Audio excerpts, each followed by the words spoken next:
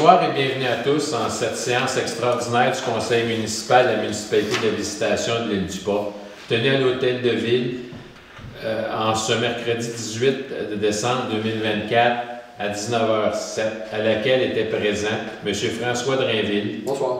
M. Serge Boucher. Bonsoir. Mme Maryse Courchain. Bonsoir. M. André Rondeau. Bonsoir. M. Martial Bellé. Bonsoir. Mme Jacinthe Drainville. Bonsoir. Mme Nancy Gartin. Bonsoir. Et moi-même, Alain Goyen. Ordre du jour. 1. Ouverture de la séance. 2. Lecture et adoption de l'ordre du jour. 3. Administration. 3.1. Adoption du budget 2025. 3.2. Adoption du plan triennal d'immobilisation 2025, 2026, 2027. 4. Période de questions et demandes verbales de la part de l'assistance. Et 5. Levée de l'Assemblée. Est-ce que quelqu'un fait la proposition d'ordre du jour? Mme Maryse Courchain propose. Est-ce que quelqu'un seconde? Mme Jacinthe Drainville seconde. Est-ce que c'est unanime? Oui. Oui. Merci. 3.1. Adoption du budget 2025. Considérant que sur l'article 954 du Code municipal du Québec, le Conseil d'une municipalité locale doit, durant la période allant du 15 novembre au 31 décembre, préparer et adopter le budget de la corporation pour le prochain exercice financier et prévoir des revenus au moins égaux aux dépenses qui y figurent. Considérant la présentation des prévisions budgétaires 2025, en conséquence, les proposateurs appuyés par et résolu que le Conseil de la municipalité de la Visitation de l'île du Pas adopte les prévisions financières pour l'exercice financier débutant le 1er janvier 2025 telles que présentées ci-dessous.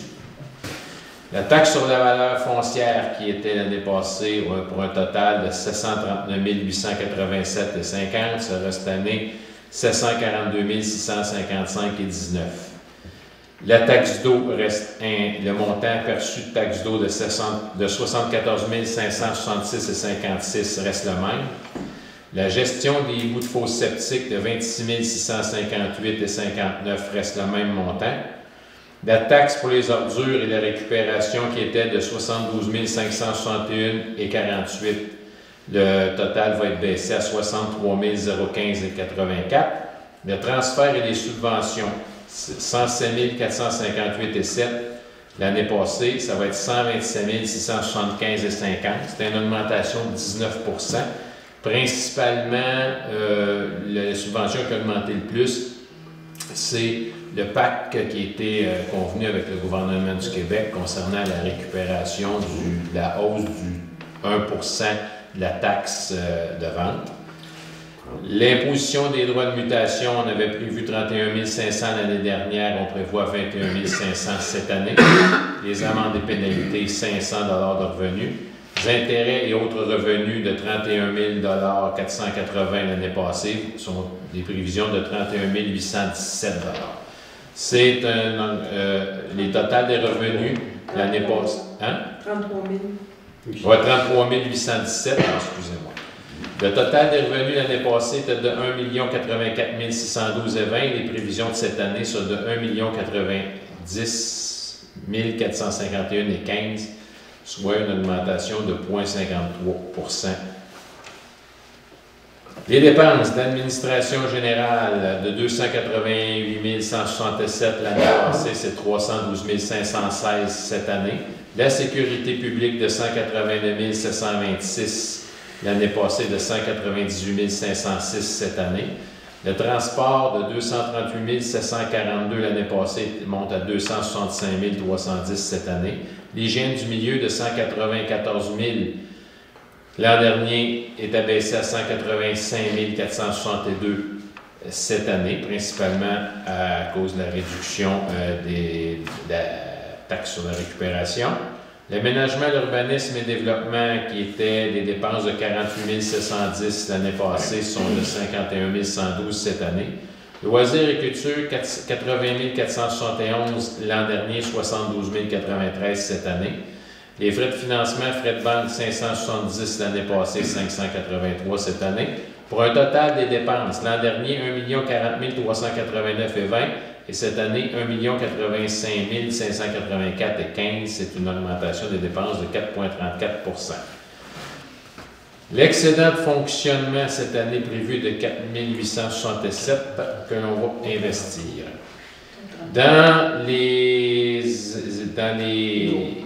immobilisations, On a un remboursement de la dette à long terme de 867 $. On a des activités d'investissement de 25 000 $ et laquelle va être compensée par une affectation de surplus de 25 000 $. On rembourse 4 000 $ au fonds de roulement pour un total de 4 867 $, ce qui vient balancer avec notre excédent pour un excédent de fonctionnement de 0 $. Le 25 000 $ qu'on va chercher dans nos surplus, c'est en réalité, l'année passée, on n'a pas pu installer les lumières Odell qu'on a reçues très tardivement, même récemment, qui sont toutes arrivées. Ce qu'on a fait, c'est que vu que cet argent-là n'a pas été dépensé l'année passée, qui est retourné dans les fonds généraux, on est allé la rechercher dans les surplus accumulés pour que cet argent-là, qui était taxé l'année passée, redevienne disponible cette année pour terminer le projet. Est-ce que quelqu'un en fait la proposition? M. André Rondeau propose. Est-ce que quelqu'un seconde? M.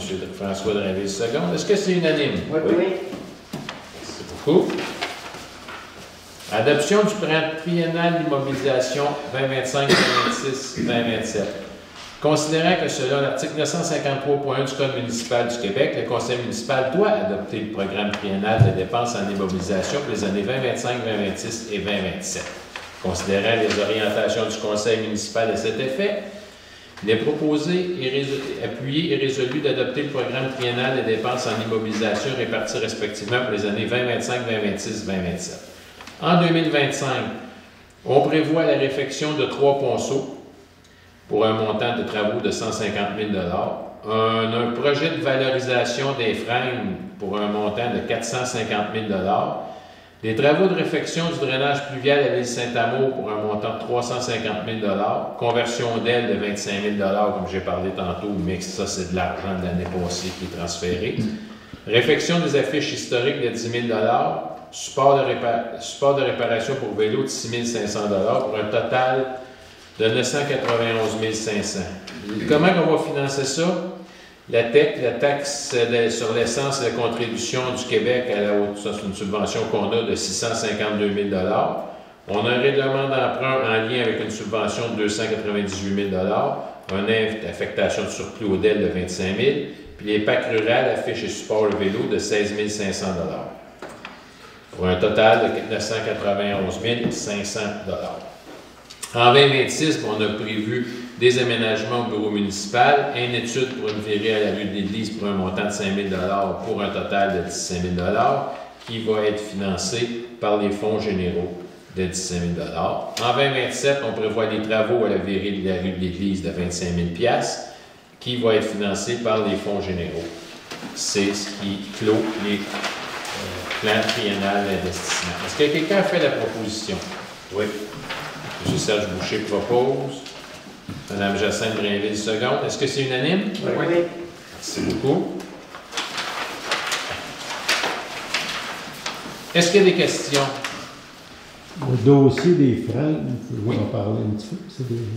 Le dossier des freins, pendant la campagne électorale 2021, beaucoup de personnes nous ont fait part et m'ont fait part de leurs inquiétudes quant à la dégradation des freins qui sont présents en bordure de nos routes, parce que la grille du frein est arrivée récemment, c'est une pandémie ou une infestation, je dirais, puis ça se dégrade rapidement. Il y avait eu un inventaire qui avait été fait il y a plusieurs années qui nous disait que 40% des espèces le vrai terme, c'est de la canopée présente, là, de toutes les espèces d'arbres présents dans nos bandes riveraines, étaient des freins. On a fait faire, suite à ça, un inventaire de ces arbres-là, des freins et des autres arbres morts et moribonds, mais la majorité, pas la totalité, mais plus que 90%, c'est 94-95% des arbres qui sont malades ou morts, c'est des freins. Il y en a 1212 et on a resté surpris par la quantité et on veut faire un projet pour les abattre et les revaloriser. C'est pas juste d'abattre et de laisser le bois là, mais le bois qui est bon, on va s'en aller soit pour le faire ou soit pour faire la planche. Puis les copeaux de bois vont être revalorisés pour retourner là, dans la chambre C'est un peu ça. À date, c'est ce qui est fait.